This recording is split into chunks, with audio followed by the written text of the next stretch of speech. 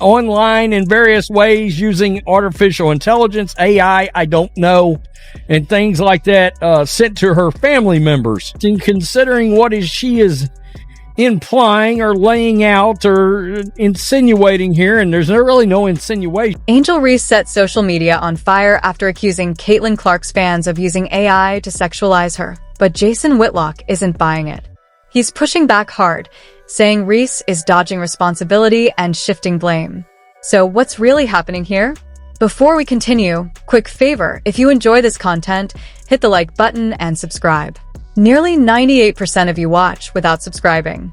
It's free for you, but it helps the channel a lot. Did you subscribe? Appreciate you. Now, let's get back into it. Just when it seemed like this situation couldn't get any more chaotic, Jason Whitlock jumps in with a fiery take. He completely rejects Reese's claims and says there's more beneath the surface that people are ignoring. Whitlock comes out swinging, directly challenging Angel Reese's accusations toward Caitlin Clark's fanbase. He's asking the uncomfortable questions no one else wants to touch. Is Angel Reese actually being targeted here, or is this narrative being exaggerated? According to Whitlock, Reese is blaming Clark's fans without presenting any solid proof.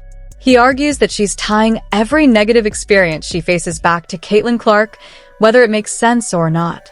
Whitlock didn't mince words either. He labeled the accusations as stupid and dishonest. Clearly, he's not holding back. I guess all of this racist behavior has been thrust upon Angel Reese, so to speak. But this is where things take an interesting turn. Whitlock starts framing Caitlin Clark's fanbase as everyday people, families, regular fans, not internet trolls. He's essentially asking, do these really look like the kind of people who would be making explicit AI images? Online in various ways using artificial intelligence, AI, I don't know, and things like that, sent to her family members. It's a fair question, right? We're talking about basketball fans here, not some army of tech-savvy internet trolls. So if Caitlin Clark's fans are responsible, then what's really happening? Whitlock has a theory, and it's a bold one.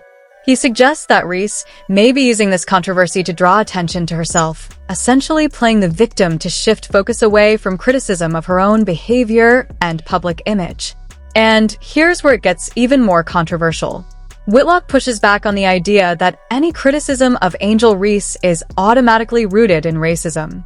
He argues that a segment of her fanbase treats all pushback as racially motivated, but he flat-out rejects that framing. According to Whitlock, people need to step back and look at the full context instead of shutting down discussion. Now, let's address the elephant in the room. Whitlock goes as far as to suggest that without Caitlin Clark, Angel Reese might not be nearly as famous. That's a strong claim, but consider how much media attention their rivalry has generated. It's been a major driver of the buzz surrounding women's basketball lately. So is Reese deflecting blame? Whitlock seems to think so. He argues that she's leveraging the situation to stay in the spotlight, keeping herself relevant by fueling controversy and repeatedly tying her name to Clark's, even if it's in a negative way. The real question is whether this strategy is starting to backfire as Reese continues to bring up Clark while placing the blame on her fans. In all this was the fact that evidently she is saying some Caitlin Clark fans have sexualized her. Saying was, the Indiana Fever fans were basically harassing her. They were the racist ones, saying they were stalking her. Is Reese actually handing Clark more influence here? By constantly bringing her up, it almost feels like she's turning Clark into the main character of her own narrative instead of highlighting her own play and accomplishments. Whitlock's perspective forces you to rethink everything you thought you understood about this WNBA drama. He's urging people to look past the surface-level accusations and consider the bigger picture. Is this controversy really about inappropriate AI images? Or is there something deeper driving it? And remember when Reese claimed there was no bad blood between her and Clark? That statement is suddenly starting to sound a lot more complicated.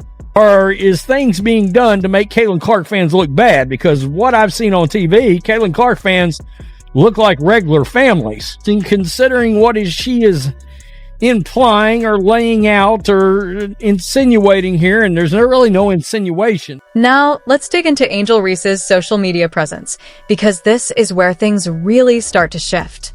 Reese knows the media has been fueling this rivalry with Caitlin Clark. She's openly acknowledged to herself. But then she turns around and places the blame for all the negative attention on Clark's fans. And that's where the story starts to feel off. Take a look at Reese's online presence.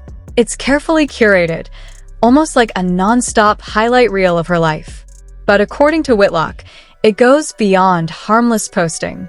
He points out that Reese puts herself out there in a very visible way. Photos, videos, constant engagement, the whole package. And yet, she seems surprised by how people respond to that visibility. Whitlock doesn't sugarcoat it.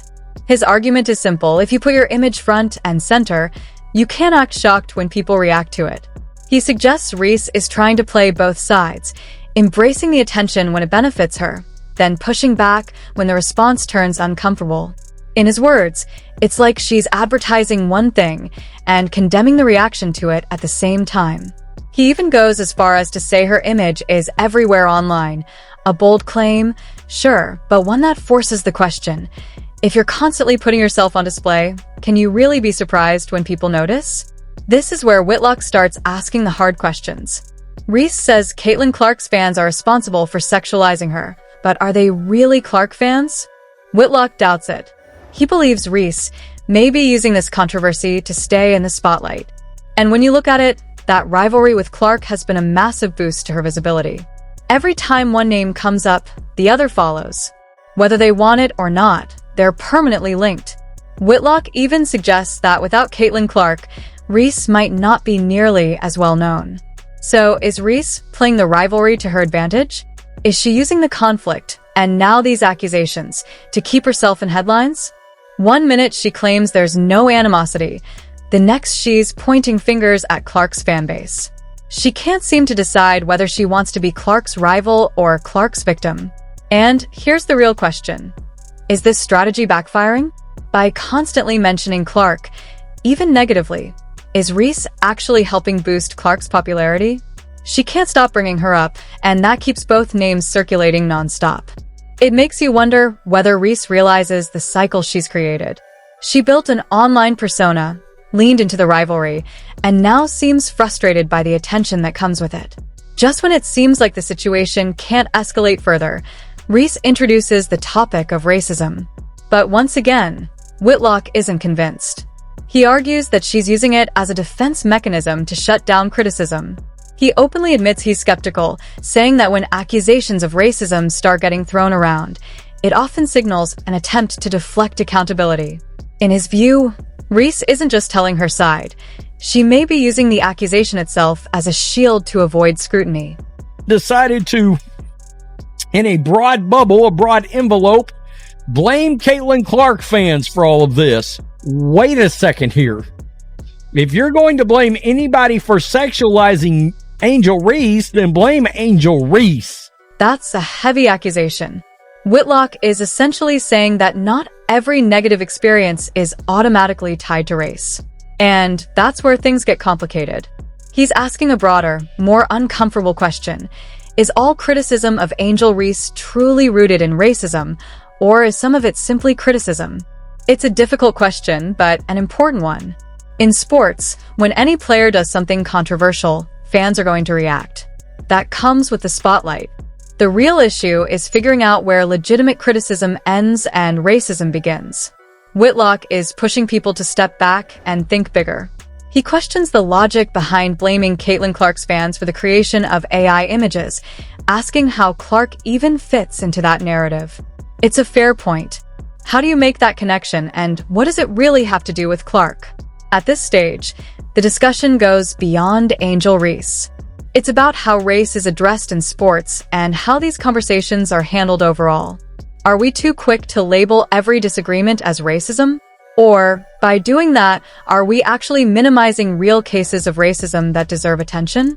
What's striking is how this situation forces people to reevaluate more than just basketball. It opens up bigger conversations about society. how we respond to controversy, how we treat one another, and how we navigate sensitive topics. Whitlock argues that overusing the race card can be dangerous. If it's applied too broadly, or in the wrong situations, people may stop taking genuine claims seriously, like crying wolf. And that leads to the bigger question: are meaningful discussions about racism being clouded by personal conflicts? That's the heart of Whitlock's argument. He believes it's crucial to distinguish between actual racism and standard criticism or personal disputes. In the end, this controversy acts like a mirror, reflecting how we handle uncomfortable conversations. Can we separate personal grievances from larger social issues? And are we willing to have those conversations honestly? That's the real test.